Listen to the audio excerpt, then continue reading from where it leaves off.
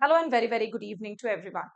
आज के इस क्लास में हम डिस्कस करेंगे कंप्यूटर का जो जनरल नॉलेज है वो भी CG RU, CG RHU, CG agriculture teacher आने वाले समय में ये सारे एग्जामिनेशंस कभी ना कभी तो डेफिनेटली होंगे। तो इन सारे एग्जामिनेशंस जिनके मैंने नाम लिए, इन सारे एग्जाम्स की अगर आप तैयारी कर रहे हैं तो आज का ये जो सेशन है ये बहुत इंपॉर्टेंट होने वाला है। जैसा कि मैंने पहले ही कहा कि मैं आज कंप्यूटर्स डिस्कस करने वाली हूँ। और देखोगे बेटा कि जब हम कंप्यूटर्स की बात करते हैं तो कंप्यूटर में सिर्फ और सिर्फ एग्रीकल्चर बेस्ड एग्जामिनेशंस की बात नहीं कर रही हूँ। आप किसी भी एग्जामिनेशन की तैयारी कर रहे हो, छत्तीसगढ़ के अंदर अगर आप तैयारी कर रहे हैं, वो आरआई हो, वो या कोई भी पटवारी जैसे एग्जामिनेशंस भी हो, या फिर हमारा जो एग्रीकल्चर का कोर एग्जामिनेशन है जिनके नाम मैंने लिए, हर इन सारे पेपर्स में आपको कंप्यूटर से सवाल दिखेगा ही दिखेगा। और आप देखोगे एक जनरल सा ट्रेंड, मैं कुछ टॉपिक्स को लिख रही हूं, आप चाहें तो आप अपनी तरफ से इन सारे टॉपिक्स को प्रिपेयर कर सकते हो। जैसे कि एक चीज तो ध्यान में रख लेना तुम लोग कि इस पर्टिकुलर कंप्यूटर सब्जेक्ट के अंदर एब्रीविएशंस आपको आते हैं। एब्रीविएशन मतलब किसी भी चीज का शॉर्ट वर्जन आपको देगा और उसको एक्सपैंड करने पड़ेगा कि बताओ भाई सीपीयू का फुल फॉर्म क्या है, फॉर एग्जाम्पल। इसके अलावा दूसरा जो टॉपिक लगातार पेपर में पूछा जाता है वो है input output devices of a computer. एकदम कंफर्म क्वेश्चन होता है यहां से भी। और आप देखोगे कि मेमोरी का जो क्लासिफिकेशन है, primary memory, secondary memory, volatile memory, non volatile memory, ये भी एक बहुत रिपीटेड क्वेश्चन है एग्जामिनेशंस का। मैं फिर से रिपीट कर रही हूं कुछ और इंपॉर्टेंट चीजें जो शायद आपको आने वाले समय में एग्जामिनेशंस की तैयारी को करने में बहुत हेल्प करेगी।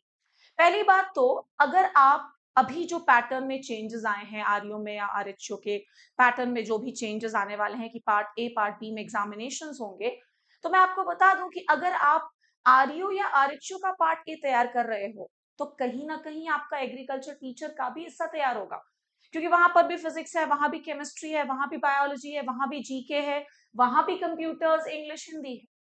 तो ये गलतफहमी नहीं पालेंगे कि अरे मैडम ने तो ये लेक्चर आरयू और एचओ के लिए डाला था यूट्यूब पर, तो ये मैं एग्रीकल्चर टीचर में हेल्प नहीं करेगा। ऐसा कुछ भी नहीं।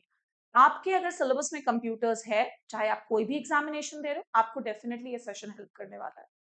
एब्रीविएशंस की अगर मैं बात करूं कंप्यूटर्स में तो बहुत सारे हैं बेटा, लेकिन इसीलिए मैंने कोशिश की है कि मैं 50 मोस्ट इंपॉर्टेंट एब्रीविएशन का सीरीज आप सभी के साथ डिस्कस करूं, जिसमें से मोर और लेस मैं आज की क्लास में 20 के आसपास करूंगी डिस्कस, और नेक्स्ट क्लास में अनदर 20 एब्रीविएशंस को मैं डिस्कस कर दूंगी।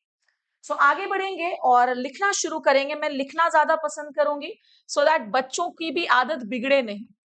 नहीं तो अगर मैं भी पीडीएफ और प्रेजेंटेशन से पढ़ाने लगूंगी तो मेरे स्टूडेंट्स भी वैसे ही हो जाएंगे। एएलयू का नाम तो सभी ने सुना है। एएलयू का फुल फॉर्म होता है अरिथमेटिक लॉजिक यूनिट। हो सकता है आप में से कुछ बच्चों का एक्सपेक्टेशन ये भी होगा कि मैम समझाते भी जाइए। तो बेटा समझा पाना आज के इस सेशन से थोड़ा सा बाहर हो जाएगा, क्योंकि ये सेशन फिर बहुत लंबा हो जाएगा। और आज का जो मेरा टॉपिक है मैं उसी तक सीमित रहना चाहती हूँ। मैं बात करूंगी एएलयू क्या है, सीपीयू क्या है, ऑब्वियसली इन सारी चीजों के बारे में बात करनी ही होगी जब हम कंप्यूटर्स पे आएंगे। सेकेंड इंपॉर्टेंट एब्रीविएशन पर आते हैं। वैसे तो ये डायरेक्टली कंप्यूटर्स के अंदर कम और जनरल नॉलेज के अंदर ज्यादा आता है, एटीएम। आई एम श्योर आप लोग जानते होंगे। बट एटीएम का फुल फॉर्म भी बहुत सारे एग्जामिनेशंस में पूछा जाता है। It is automated teller machine. हो सकता है किसी किसी किताब में ऑटोमेटिक भी दिया हो, बहुत ज्यादा डिफरेंस नहीं है, अंग्रेजी का डिफरेंस है। ऑटोमेटेड टेलर मशीन, और ऑप्शंस देख करके आप बड़े आसानी से सिलेक्ट करके बना सकते हो उस चीज को। आगे बढ़ेंगे हम तीसरे इंपॉर्टेंट एब्रीविएशन की ओर, जो कि है बायोस। शायद आप लोगों ने सुना भी होगा, बहुत कॉमन एब्रीविएशन है, और इसका फुल फॉर्म आप लिख लेंगे basic input output system. Basic input output system. मैंने इस टॉपिक को क्यों सिलेक्ट किया है आज की क्लास में, मैं ये भी बताऊंगी आपको। और जब जब मैंने क्योंकि मेरे पास ऑनलाइन में एग्रीकल्चर टीचर के भी स्टूडेंट्स का एनरोलमेंट है, तो मैंने जब जब एग्रीकल्चर टीचर की क्लासेस ली हैं, चाहे वो ऑनलाइन लिया हो, चाहे 2019 में ऑफलाइन लिया लिया करते थे, क्योंकि उस समय पर तो ऑनलाइन का इतना चलन नहीं था, तो मैंने हमेशा बच्चों को यही कहा था कि अगर तुम एग्रीकल्चर टीचर की भी तैयारी कर रहे हो तो भी तुम्हारा ध्यान आरयू में आने वाले सवालों पर भी होना चाहिए, आरएचयू में कैसे क्वेश्चंस आ रहे हैं वो भी तुम्हें पता होना चाहिए, क्योंकि बहुत ज्यादा डिफरेंस नहीं मिलेगा तुम्हें सवालों के लेवल में। सो याद रखोगे बेसिक इनपुट आउटपुट सिस्टम। तो आज के इस लेक्चर में मैं आप सभी के साथ कुछ इंपॉर्टेंट एग्जामिनेशंस के क्वेश्चंस पे डिस्कस करूंगी। इसके बाद हम आते हैं बीपीएस। आई डोंट नो आप में से कितने लोगों को पता है, बट याद जरूर कर लेना आने वाले समय के लिए। सो बीपीएस का फुल फॉर्म होता है बिट्स पर सेकेंड। चलो मैं पूरा लिख देती हूँ क्योंकि थोड़ा सा मैंने मैथ्स के रूप में लिख दिया है इसको। इट इज बिट्स पर सेकेंड। ठीक है, आगे बढ़ेंगे इसके बाद बेटा पांचवें इंपॉर्टेंट कॉन्सेप्ट पर। आप देखोगे कि अगर आप बैंकिंग की भी तैयारी कर रहे हो, not just REO RHO agriculture teacher, आप बैंकिंग के भी एग्जाम्स की तैयारी कर रहे हो तो सीएटी का फुल फॉर्म पूछा भी जाता है। लैंडस्केपिंग वगैरह में अगर आप फ्लोरिकल्चरल लैंडस्केपिंग से मास्टर्स कर रहे हैं, पीएचडी कर रहे हैं, आपके लिए सीएडी बहुत इंपॉर्टेंट होता है। What do you mean by CAD? So it is computer aided designing. आज तो एआई का जमाना है भाई, आप मैक्सिमम चीजों के लिए कहीं ना कहीं कंप्यूटर्स पर, एआई पर डिपेंडेंट है। तो डिजाइन भी करना किसी पर्टिकुलर एरिया का, लैंडस्केपिंग भी तैयार करना with the help of computer is known as computer aided designing. आगे बढ़ेंगे बेटा छठवें इंपॉर्टेंट एब्रिविएशन पे, जो कि मैक्सिमम बच्चा जानता है, मुझे पता है, बट फिर भी मेरा काम है तो मैं लिखवा रही हूँ। देखो सीडी का फुल फॉर्म तो कॉम्पैक्ट डिस्क होता है, सभी को पता होगा। और ROM is read only memory, शायद तुम लोगों ने सुना होगा। दो तरह की मेमोरी तो सभी लोगों ने सुनी है ना, एक होती है रीड ओनली मेमोरी, एक होता है रैंडम एक्सेस मेमोरी जिसको रैम बोलते हैं। अब हम आते हैं सेवेंथ नंबर के एब्रिविएशन पर, जो कि है कोबॉल। तो तुमको ना जितने भी इसमें से एकदम नए प्रकार के लग रहे हैं उनको आज लिख करके खत्म करो। लाइक कोबॉल सुना हुआ जरूर रहता है, बट बच्चों से अगर पूछा जाए रैंडमली कि चलो भैया तुम एब्रिविएशन बता दो या फुल फॉर्म बता दो, तो शायद ही बता पाओगे। तो लिख लेंगे कोबॉल जो है it is common business oriented language. Common business oriented language. मैं आपको एब्रिविएशंस की क्लास के बाद कंप्यूटर में जिस टॉपिक को डिस्कस करूंगी वो प्रोग्रामिंग लैंग्वेजेस के भी टाइप होंगे, तो उसमें कोबॉल के बारे में मैं बात करूंगी आप सभी के साथ। आगे बढ़ेंगे इसके बाद हम आठवें नंबर के टॉपिक पर, दैट इज सीपीएस। और सीपीएस का फुल फॉर्म है कैरेक्टर पर सेकेंड। दैट इज अभी जस्ट तुमने पढ़ा था बीपीएस बिट्स पर सेकेंड, वैसे ये सीपीएस है कैरेक्टर पर सेकेंड। फिर एक एफपीएस होता है फ्रेम्स पर सेकेंड। सारी चीजों के बारे में बातें होंगी धीरे धीरे। आगे बढ़ेंगे नाइन्थ नंबर के एब्रिविएशन पे। नौवे नंबर के एब्रिविएशन पर लिख लेंगे CPU, which is known as the brain of computer. Everybody knows about this and it is central processing unit. मैं आपको ये भी बताते चलूं, मुझे ध्यान तो फिलहाल नहीं आ रहा है, बट पटवारी के एग्जामिनेशन में ये भी क्वेश्चन आया हुआ था कि ब्रेन ऑफ कंप्यूटर किसको बोलते हैं, तो सीपीयू को बोला जाता है। तो ये सीपीयू की भी बात हो गई। आगे बढ़ेंगे हम 10वें इंपॉर्टेंट एब्रिविएशन पर, जो कि है सीआरटी। मैं आपको हिस्ट्री ऑफ कंप्यूटर्स भी पढ़ाऊंगी, और हिस्ट्री ऑफ कंप्यूटर्स में ना आपको इस एब्रिविएशन के बारे में जानना पड़ता है, एटलीस्ट ऊपर ऊपर तो आना चाहिए। इसका फुल फॉर्म होता है कैथोड रे ट्यूब। क्या है फुल फॉर्म बेटा? Cathode ray tube. आगे बढ़ेंगे हम इसके बाद सीयूआई, बहुत इंपॉर्टेंट है ये भी। सीयूआई का फुल फॉर्म होता है कैरेक्टर यूजर इंटरफेस। दो तरह के यूजर इंटरफेसेस होते थे, याद करो। एक होता था कैरेक्टर यूजर इंटरफेस, इससे भी हर बार एग्जाम में क्वेश्चंस आता है, और एक होता है ग्राफिकल यूजर इंटरफेस। एग्जाम्पल्स इनके पूछे जाते हैं। मैं बात करूंगी डॉस वगैरह के बारे में, एमएस विंडोज के बारे में। सो कैरेक्टर यूजर इंटरफेस। अब हम आते हैं 12th नंबर पर, and that is DBMS. So DBMS का फुल फॉर्म होता है डेटाबेस मैनेजमेंट सिस्टम। जितनी मुझे समझ कहती है, मुझे लगता है मैक्सिमम बच्चों को शायद इसका फुल फॉर्म पहले से पता होगा, बट प्लीज लिखो। हाँ, और ये सब ना मेरे हिसाब से सही नहीं है कहना कि मैं प्रेजेंटेशन यूज करती और पीडीएफ यूज करती तो ये टॉपिक जल्दी हो जाता है। इतनी जल्दी किस बात की है? कौन सा कल ही एग्जामिनेशन हो जा रहा है तुम्हारा?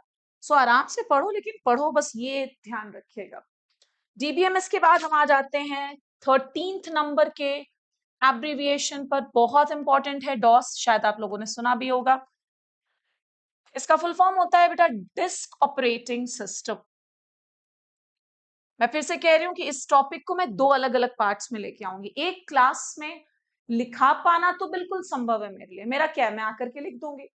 लेकिन तुम्हारे लिए अच्छे से याद करने के लिए अगर हम दो पार्ट्स में इसको डिवाइड करके लाएंगे तो वो ज्यादा बेहतर रहेगा तुम्हारे लिए। So this is the disk operating system. आगे बढ़ेंगे हम 14th नंबर के एब्रिविएशन पे, विच इज डीपीआई।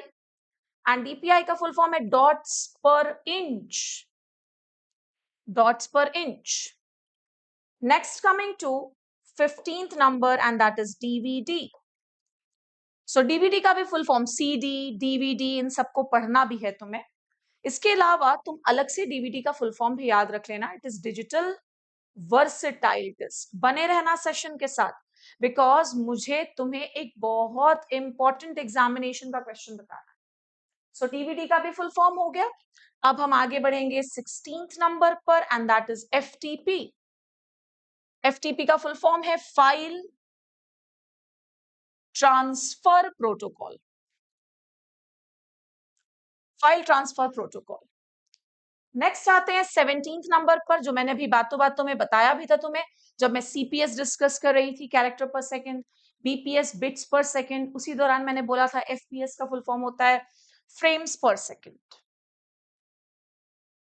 अच्छा, मैं बार बार ये पर लिख दे रही हूं तो ध्यान रखना, तुम लोग पूरा पर लिखोगे ना, पीईआर वाला। आगे बढ़ेंगे जीयूआई पर। एक्चुअली क्या मैंने अल्फाबेटिकली अरेंज कर दिया है, तुम देख रहे होगे मैंने ए बी सी डी इस तरह से क्रम में लिखाया हुआ है। सो एफ के बाद G, and G stands for graphical user interface, graphical user interface. 18 हो गए, 20-21 के आसपास मैं आज लेकर के आऊंगी, और फिर उसके बाद जो नेक्स्ट सेशन होगा उसमें अनदर 21 या 22 में डिस्कस कर दूंगी। चलिए आगे बढ़ेंगे 19th नंबर पर and that is HTML. HTML का फुल फॉर्म लिख लेंगे हाइपर टेक्स्ट। मैं आपको बस जल्द ही बताने वाली हूं, पेपर में पूछा हुआ question, markup language, hyper text markup language. Next पढ़ते हैं 20वें नंबर पर। ये क्वेश्चन एमपीआरएचयू 2025 में पूछा हुआ क्वेश्चन। आप में से वो बच्चे जो एग्रीकल्चर टीचर की भी तैयारी कर रहे हैं, पेपर कब हुआ है लास्ट? 2019 में। उसके बाद तो फिर आरईओ हुआ, एग्रीकल्चर टीचर तो दोबारा हुआ नहीं। तो भाई तुम्हारे लिए नए सवालों का प्रैक्टिस तुम कैसे करोगे? ऑब्वियस सी बात है, तुम्हें अदर स्टेट्स में होने वाले एग्जामिनेशंस पर भी ध्यान देना पड़ेगा, और आरईओ और आरएचयू एस्पायरेंट्स के लिए तो भाई ये जरूरी है ही। सो एचटीटीपी का फुल फॉर्म, एचटीटीपी का फुल फॉर्म एमपीआरएचयू 2025 में पूछा हुआ क्वेश्चन। एक एक चीज जो मैं यहाँ पर बता रही हूँ ध्यान रखना, वो सब तुम्हारे लिए इंपॉर्टेंट है। इसका फुल फॉर्म लिख लेना, hyper text, hyper text transfer protocol, hyper text transfer protocol.